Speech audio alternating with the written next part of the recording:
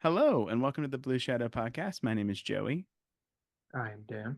and today we are dealing with an episode that I was hoping we wouldn't have to record, and that is unfortunately some news that has broken, not been officially confirmed by Star Wars, but has been broken that the Speculation. speculation that the Acolyte is not returning for season two.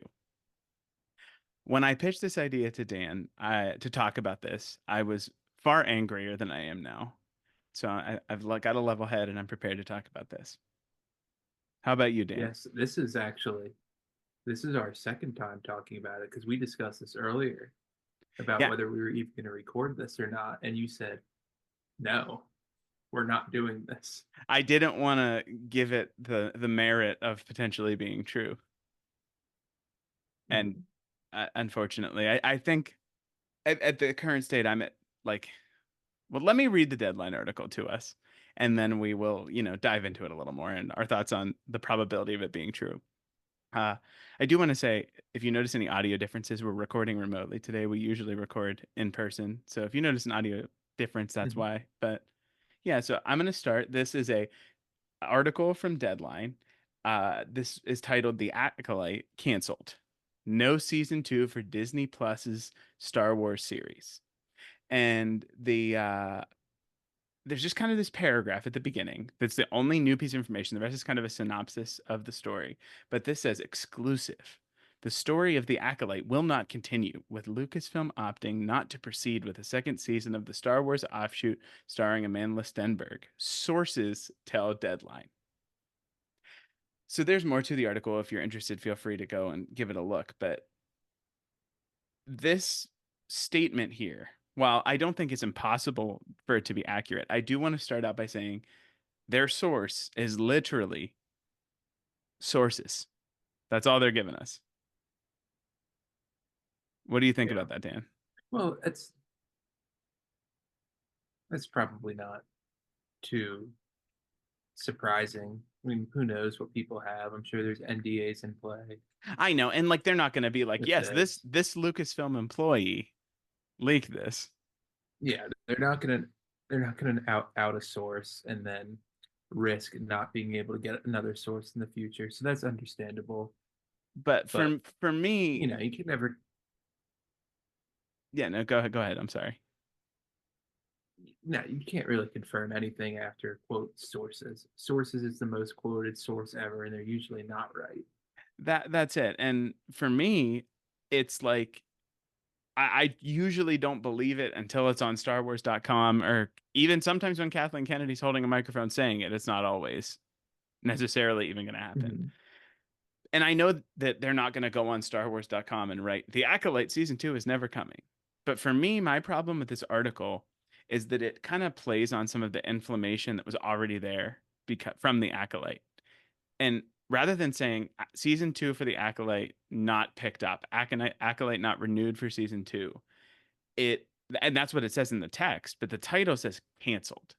And that implies that they've started working on it, they're writing it, they're producing it, maybe even shooting it, and they cut it off. Mhm. And I think that this article is written in a way that gets people who were, looking for a reason to click on this link to hate on the show, a reason to rapidly click on it at the expense of honesty. How do you feel about that? Yeah, they're again, it's journalism. They're trying to get a headline. People will click on that. Like you said, the people who want to click on it will see Acolyte canceled, insta click. Yeah, and it makes me angry because there are some, and we're going to talk about it. There are some merits to it, but to this potentially being true, but it frustrates me at the way that it was presented. I wanted to ask you, starting off, Dan, what are your thoughts on this? If we are true, we're going to proceed with this conversation as if the Acolyte is not getting a season two. What are your thoughts Mhm. on it not getting a season two? I hate to say it really does change my perspective of the show. Um, they, I was a big fan of the Acolyte. They introduced a lot, and you and I kind of talked about in our previous episodes about writing a show that could be contained at one season. Hmm. right? I think I even said like, oh, Leslie Headland's doing a good job of wrapping this up. So if we don't get a season two, we're content. And then they dropped the finale, and all of that went out the window. It exploded into this dovetail of amazing potential for a second season. And that to Mm-hmm. pick up the baton, I am I had my fair share of issues with the Acolyte. And if you listen to our coverage at all, I had some problems with the pacing, with the structure of the show, with some of the ways that we were challenging the Jedi without necessarily reaffirming them. I don't think we ever got in this story to reaffirming the Jedi as being, the heroes and really striving for what's right, even Mm-hmm. though they make mistakes. I think, like you said, it's an incomplete story. And it just, for me, while I did have those problems, I loved it. I loved the show. I loved what it brought, new, refreshing takes. I loved the characters. And I thought that while season one was great, it seemed like season two was really going to be the story that they were trying to tell, as something that we talked about, like the Sith Mm-hmm. perspective and, picking up with these really cool characters. Like the thought of not seeing what comes next with Chimere is really what, and I'm a Jedi guy. Like the good guys are what interests me, and the fact that we might Mm-hmm. not get to see what happens with Chimere is what's kind of really like making me unsettled about all this. It's just disappointing. That's the word. They imagine it's. I'm not going to say Chimera is like Kylo Ren, but imagine we get introduced to Kylo Ren for 4 scenes and then he's just done. It's like they kneecapped their own story. If again, if this is true. So, Mm-hmm. with our initial thoughts out of the way, I kind of wanted to touch on the review bombing, the people wanting to hate the show from the beginning. Literally, from when the cast was announced, people were saying, "Oh, this is going to suck," just because of the diversity within the cast and behind the camera. It, Mm-hmm. I, we've talked about it before. There's no place for that kind of, you know, hate or criticism. Like that's not criticism. You can't dislike something Mm-hmm. because of who's cast in it. Just Right. purely based on what they look like or who they are. Exactly. And I do want to say it's perfectly, I even said I have my own fair share of issues with it, but I think it's purely 100% of the time wrong to dislike something or to tank something's review before this show had poor reviews before the episodes even aired. Mm-hmm. Do you think, Dan, that this played any role in, like, you know what, that them saying like, we're just going to leave it over there. I don't want to, we don't Mm-hmm. want to touch it. Let's just let it go. What do you think? Like, do you think that played a role in like this decision if it were to happen? Yeah, it's tough. I mean, preconceived notions about something can have drastic effects. Um, Now, I will admit, I too had my fair share of the Acolyte issues with the Acolyte, excuse me. And I understand why people wouldn't want a season two, but I'd understand that after watching it, not before. We can't look at a cast of a show and be like, I don't like this, because the story was there, the idea was there about we're going to get a Sith focused show, and you tell that to any Star Wars fan, they would usually go crazy for that. Mhm. And I do stand by the fact that like I saw a tweet. I wish I could remember the account that said it, but it's like all I hear about the Acolyte is that it ruined Star Wars and it's literally the coolest fight scene I've ever seen in my life. And that's how I felt. Like they were Mm-hmm. just pushing the boundaries of what they could were doing with lightsaber fights in the Force. And I think it was Mm-hmm. wrapped up in all this controversy that I could see them, the powers that be at Disney or Lucasfilm wanting to just let it be, even though it may have, by some, resonated with some fans. I do think it's important, Mm-hmm. like I think it's a shame that a show that was generally outside of all this ridiculous stuff well received. The critic score was really good on Rotten Tomato, relatively good on Rotten Tomato. It's Mm-hmm. unfortunate that a good show with such diversity, allowing people, you and I are white guys. We see people who look like us on Star Wars from the beginning. Having these Yeah. people on screen did have to mean something to people. And to see that Mm-hmm. taken away potentially is disheartening. Yes. So with that out of the way, we did kind of want to take a second and talk about what TV looks like nowadays in the streaming age. Like, what is a metric of success? Like, Disney knows what their viewership is, but we don't. We have this like Nielsen score. Are you familiar with the Nielsen score, Dan? Very basic understanding of it. It basically, I'm not quite sure how they get it, to be honest, but it estimates the like You have to be picked. so it estimates like the millions of minutes watched of this show. So we kind Mhm. of, I So, have, go ahead. so for my understanding of the Nielsen score, they have Nielsen families, and so they have a sample size, and they use that sample size to estimate the general population. Okay. So what I have here are the Nielsen scores. This is on Reddit r/Star Wars leaks from user Jar Jar Jargon, a fantastic Reddit username.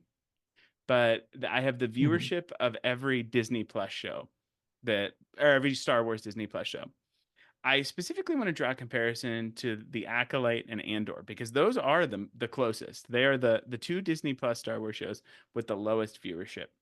Ahsoka was a little bit above that, then Boba Fett was a little bit above that. Kenobi and Mando did really well. Like are the highest, Mhm. especially Mando. But the Acolyte premiered really strong with 488 million minutes. Down in the like that was the first two episodes. Down the Mhm. second week for the third episode to 370 million.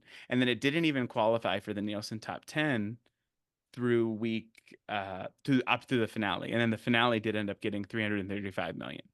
That is the lowest Mhm. viewership for any of these shows. But Mhm. I do want to say like this user has the average views like per episode. And the Acolyte is 9.3 million and Andor's is 9.9. So I am not the biggest fan of Andor, but that is neither here nor there for this discussion. The viewership Mhm. was not substantially lower than Andor. And yet, Andor did automatically get its second season. It did get crunched from four seasons into two, but Mhm. what do you think about like the viewership was low relative to their big Mhm. successes with Star Wars? What do you think about it being about equal, slightly less than Andor? Though Andor was obviously rave reviews from the critics. Andor had one thing going for it that the Acolyte didn't: a defined ending Yeah. with Rogue One. So it, like you said, it got condensed from 3 or 4 seasons to two. So I feel like it'll be easier for them to make that show that's not as open ended because we have point A and we have point B, and now we're just getting there. Whereas the Acolyte, we have point A and then points B, C, D, E, F, and G, and we don't know where it's going to go. We think we know where it's going. So that could play into it too. Just the structure of Andor allows it to have a defined ending, whereas the Acolyte, it's so open ended right now that there's just so many questions. I feel like that plays into it. There are so many questions. It almost seems like we can kind of get into I want to say one more thing before we get into the next topic, which is going to be giving TV shows time to grow and breathe. But I do want to touch base on, leaving the Nielsen scores in the behind. We're good with those. We kind of touch base on that. Mm-hmm. The 8 episode structure. If you listen to our review, I was practically running around where we record, banging a wooden spoon on a pot, talking about how much I wish that this show had 12 episodes, had 20 episodes like an old school TV show. I just feel like Mm-hmm. if I think there were the people who were going to dislike the show from the beginning just because. Take that aside. That's its own animal. But I think if your general Star Wars fan had a chance to grow more attached to these characters, maybe some of the mysteries could have been parsed out into this season and not have to push it to next season. Mm-hmm. I just think a more traditional TV season format for not just The Acolyte, but for the other Star Wars shows. I mean, The Mandalorian is different because it generally has that like week to week kind of format, a new adventure. Every episode's a Mm-hmm. new adventure. But I think these like single adventure kind of basically big movies, it just really leaves something to be desired for the average fan. Hmm. And I don't know. I feel like this is something that could be coming down from Disney. Like we don't know what the requirements for the show are. I think it Um, is. I think it is a requirement like that because the Marvel shows are like it too. yeah, I just think it's a problem. I it don't, is. and maybe a problem is harsh, but I think it sets them behind the Well, eight ball from the beginning. let's take a step back. What are some of the most successful television shows in history? I Let's mean, like non what do we Star go to? Wars, just big, like Like Breaking Bad, Breaking Bad. That this is actually going to be Sopranos, Game of Thrones. All these shows are have the same time length. They're all. Let's focus on Breaking Bad okay. because they are 45-minute episodes, Hmm. and they are able to tell the story the way they want to tell the story. They were given the freedom to tell the story they wanted to tell. And I'm gonna come back to Breaking Bad in a little bit, but I go think ahead. honestly that's a great transition, and I do think that the story they got to tell the bare bones story they wanted to tell, but I think Hmm. they didn't have room to build it out in the way that something like a Breaking Bad did. And that Breaking Bad kind of Hmm. brings us to the next thing I wanted to say is shows that got off to a start where season one, on a rewatch, you're like, oh yeah, this is great. It's my favorite characters, or this is such foreshadowing. But sometimes shows, even the most successful shows, have a rough start. I have written down here a few Hmm. examples. Breaking Bad, the US version of The Office, Parks and Rec. Like these shows have season one that's very, very different and more, arguably more flawed than the later seasons. What do you think Hmm. about I feel like The Acolyte could have grown to be one of these shows. Even though season one was really good, I think it had a lot of room to grow. Well, see, this Parks and Rec in The Office, especially season one, isn't really about the story. There's no inherent value to the overall story with season one from both of those shows, other than Parks and Rec Lot 48. Excuse me. That's- Excuse me. Office, just getting introduced to everybody. And that's what they were able to do. That was the purpose. You to form attachment to characters, you need to be spending time with characters. You need to form likes and dislikes with the characters, and then you can move forward. The Acolyte, unfortunately, they didn't have that time. It was here's Master Soul. You're gonna like Soul, and we're gonna tell you why you're gonna like Soul in a bit. But we're going to show you why you should like Soul, not letting you develop that like for Soul naturally. Mhm. And unfortunately, there's just not that time. And I think much Yeah. like you're describing, who would have ever thought we'd be drawing comparisons between The Office, Parks and Rec, and The Acolyte? But this season did seem like it was setting the stage for the story. Like, I love Master Soul. Mm-hmm. It clearly, I rattled on about how much I loved him. This story is not about him. He's adjacent to it, but Mm-hmm. this story is about the relationship between Chimera and Osha and May and whatever's going on with the Jedi and like that the twin dynamic.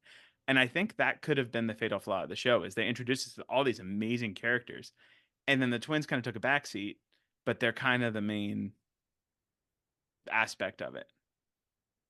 Who And is that the could Acolyte?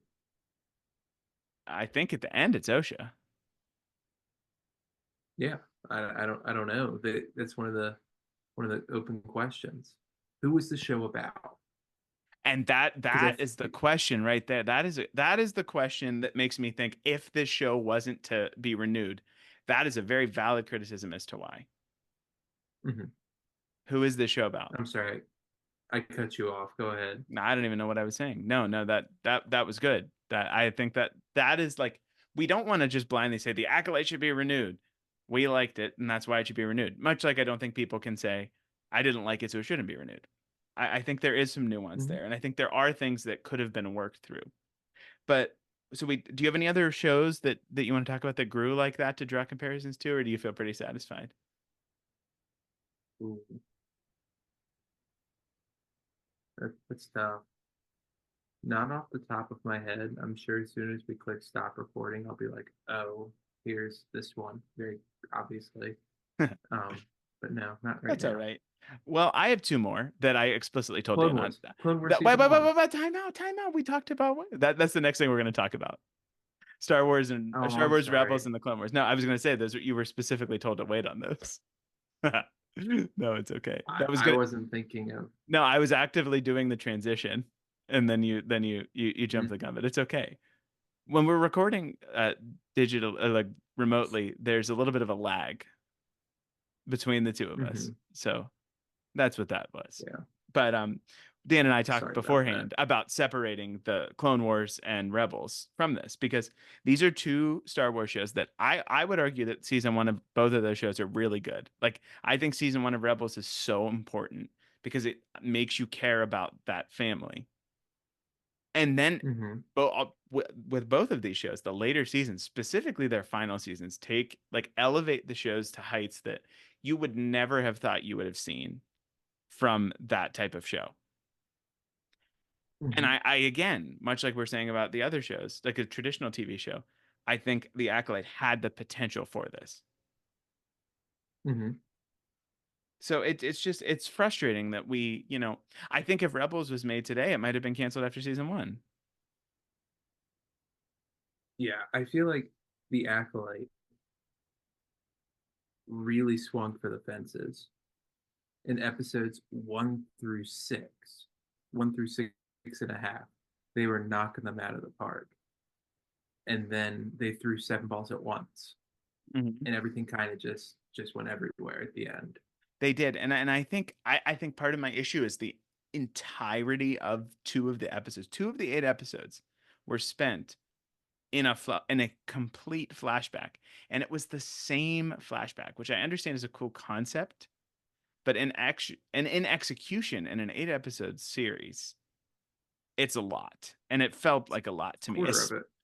It Right? is. Yeah. Yeah, especially in the second flashback episode. I was like, "Oh my god, I'm ready to see what happens." And it was exciting to Hmm. see the cool fights, see more with Endara, see more with Kalnaka.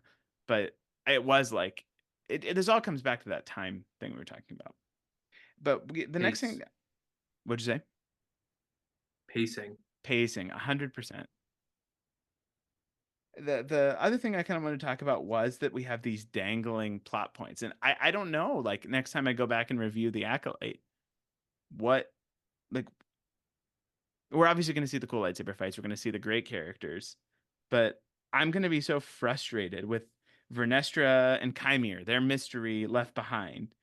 The Plagueis and Yoda, what was going on with that? They left a lot of little breadcrumbs that we would learn more about May and Osha's creation, Mother Coral, Osha and Chimere developing this cute little Sith relationship. This is Hmm. more than just there are a few things that, you can fill in I think we can draw a line between this and the Phantom Menace, but you Yeah, have to use your imagination. I wish that right. it were more of a complete story. If they were gonna, And I feel like, no, go ahead, go ahead. yeah, I feel like that again, kind of what I said earlier with Andor. We don't have to use our imagination to get from episode one of Andor to Rogue One. We know what's happening. We know that's going to be the connection. Even if And and then the acolyte, go ahead, go ahead, go ahead. uh, then the acolyte drops four story like bombs on you that could each be their own show. Hmm. Realistically, if they wanted to make shows about this, they could. Yeah, like yeah, you So could have the Sith show, the Jedi investigation into the Sith show, the Senate investigation into the Jedi. It's a lot of really interesting Vernestra and stuff. Chimere. Yes, exactly. Exactly. But I did want to say like Andor, I've talked about how it's not my favorite thing. Even that ends like the end you could draw a very straight line between the end of Andor to Rogue One like you were saying. There aren't really Mm-hmm. there are some threads, but they're not like major points.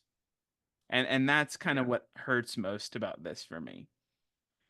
I And I do want to give them the benefit of the doubt that we would have gotten from point A to point B if it is canceled. If A hundred, excuse me, if it is yes, not renewed, I wholeheartedly believe we would get from point A to point B. absolutely, and it would be But I think fantastic. the issue at hand, hmm yeah, The issue at hand. Sorry, go ahead.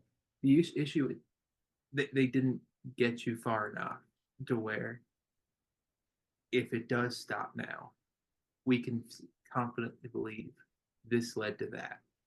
Hmm. Whereas if Andor stopped after season one, we could make the conclusion, okay, this makes sense as how he got to where he was, how Cassian got to where he was in Rogue One. Uh-huh. And then like Obi-Wan, you can draw the line. Book of Boba Fett, Mm-hmm. Mando, even Mando season 3 could, we've talked about that, could end there. But Boba Fett, we don't know what's next, so it doesn't sting as much not knowing. I'm sure Mm-hmm. we'll see Boba Fett again, let's be honest. But that's a whole other thing people were getting fired up about recently, but we'll just let that be. The one of the last few things I want to talk about is I have some confusion. Recently, within the last month or so, they have done a few things. A little earlier on, they revealed the Chimera, the Stranger Black Series helmet. At San Diego Comic Con, they announced a Vernestra Black Series 6-inch figure. They had brought Manny Jacinto out at D23 and announced that he's going to be at Star Wars Celebration Japan. They announced Acolyte novelizations, or not novelizations, I'm sorry. They announced the Acolyte like novels, one focusing on Adar and Vernestra, one focusing on Yord and Jeki, Art of the Acolyte, Acolyte visual guide. All this stuff, along with a pretty extensive merchandising and marketing campaign leading up to the Acolyte, it just leads you to believe that they're invested in this. How do you, if you're not renewing this show, bring these people to Celebration or make these books? Unless they're going with a new show in a different direction using the same Mhm. characters. That never Now, crossed my. I think I watched your face as you hatched that idea.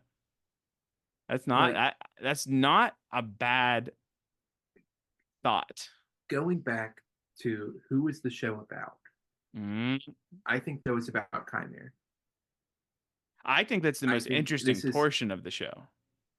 I think this is his show. I think this is the part of the show that generally everybody agrees on. That's pretty cool. Hmm. So if they aren't renewing the Acolyte itself, we might get an offshoot of Chimera, a Maybe what happened Plagueis between him story, and Vernestra. Star Star Wars, a Plagueis story. Oh I don't God, know, the tragedy of Darth Plagueis the Wise, if you will. something. I feel like we're not done with Manny Jacinto, where we and, might be done with the others. and maybe that is the reason that he's the one that they're focusing on. Him and Venestra, That look at that this. dynamic Look is at this. not Look at done. because in these things that I'm reading to you, Stranger Helmet, Vernestra Black Series, Vernestra book. Hmm. That I I really think think that I think we're getting to the bottom of that, whether that show happens or not, which I would again love.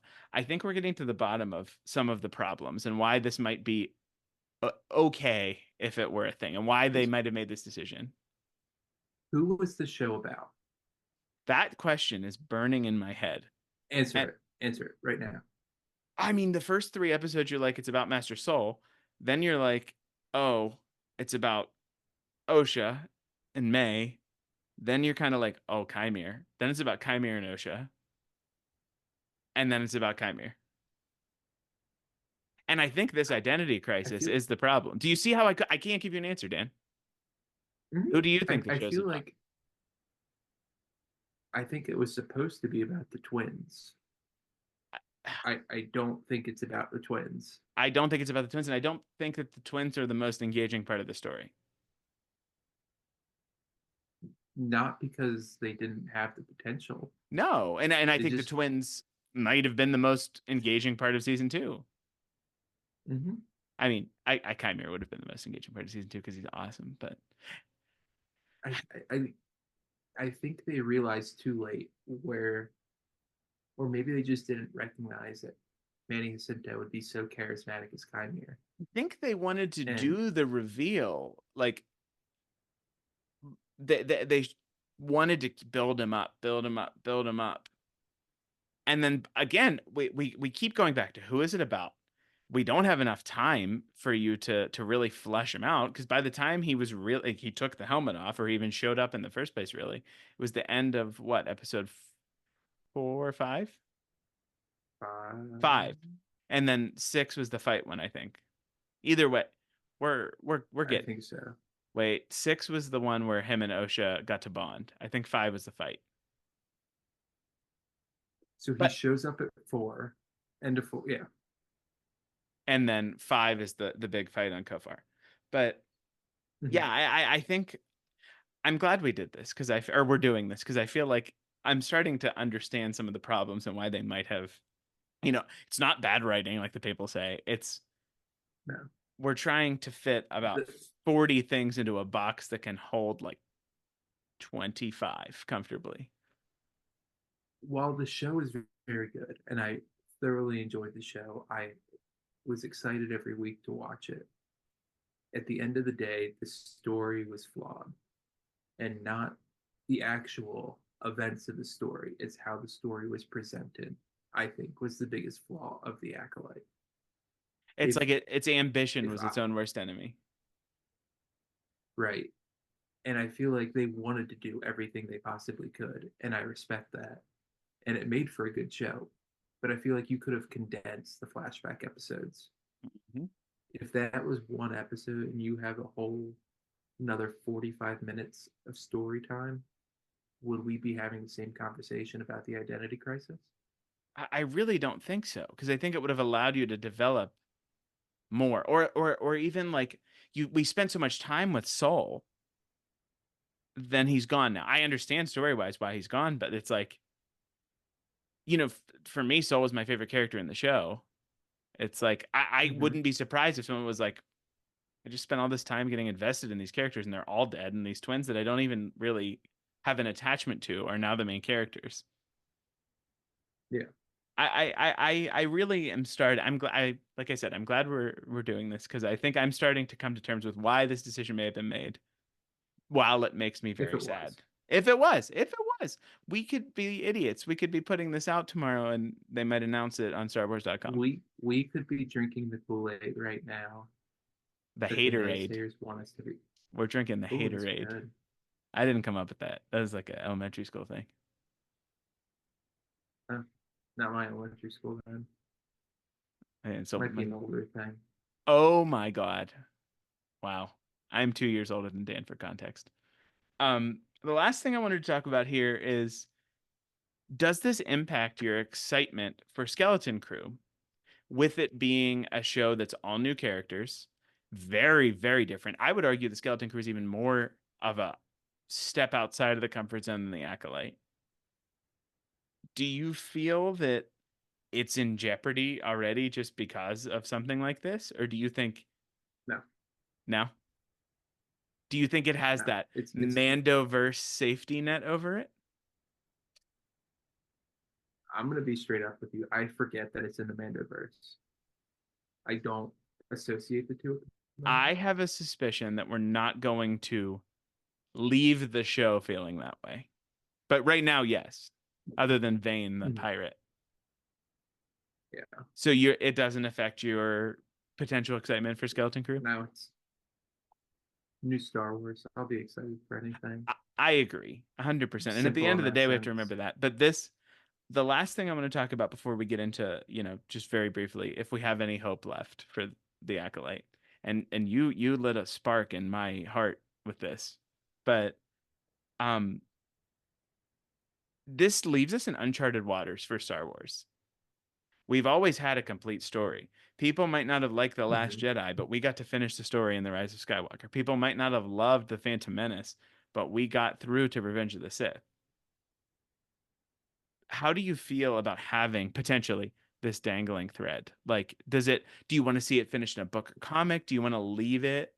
And this can transition I into what I have, like, do we have hope left? I don't think it's going to be left dangling. They're going to do something to salvage it. If it is on their chopping block. Again, I think the Chimere Venestra storyline is their most probable bet, which I think would garner the most viewership and interest. I But agree. I don't think they're going to leave us. I I don't think think they're going to leave us. at a minimum we get a book or something that would provide closure. I would love to see Mm-hmm. something else in live action, even if it is going backwards and it's like, what is the story between Chimera and Vernestra? I think that like retroactively addressing some of the dangling threads to make the Acolyte feel more complete Mm-hmm. would be good. But I, I think like you're giving me a little bit of hope that it won't be dangling forever. We'll get the answers. It's just a matter of how we'll get the answers. Is it because like we said, this isn't Right. official. Is it Acolyte season 2? Is it Chimere is the best season 1? Is it a book? Is it a comic? Audio drama? We have a lot of options. Where I think the most realistic ending or closure from this will come. Animated show? Tales of the Sith. Tales of the Yep. Sith. Oh. Oh man. And then That we can get the Plagueis Chimere storyline intertwined, which they are. oh my god. Oh. Yeah. You're pitching a lot. You're on It would be fire. simple. You're really on fire tonight. I Moonlight. Yeah. We were see when we record in the morning, Dan's Um, way too lucid. You got to come up with the crazy ideas at night. the worst part is these aren't crazy. I think it would work. I think they 100% would work. Seriously, I we don't pick pu- go ahead. a 6 episode Tales of the Sith Chimere backstory into Plagueis into Sidious. Boom, Yeah, done. no. And I feel like I watched your faces. We don't publish our faces yet, but I wish you could see Dan's face as he crafted both the Chimera Vernestra show and Tales of the Sith. He knew a little. It's as if a little light bulb appeared above his head. Yeah. Anything else to add on the potential non-renewal of the Acolyte? No, never give up hope. Rebellions are built on hope. Rebellions are built on hope. Be the spark that lights the fire of hashtag Save the Acolyte. Yes. I do want to say if you are upset by this, we understand, we empathize with you. We are in the camp of hashtag renew, hashtag save the acolyte. But I think you shouldn't give up on Star Wars. You shouldn't let it make you feel jaded towards other Star Wars stuff. Dan even had to do a little bit of talking me off of that ledge. I think there's always going to Yes. be people that don't like certain things and they're going to be the most loud, but they're not going to make the greatest impact. So talking Mhm. through this did make me realize there are some just straight up TV show reasons why this may not have been picked up for a second season. You just have to parse through it and put your personal feelings aside.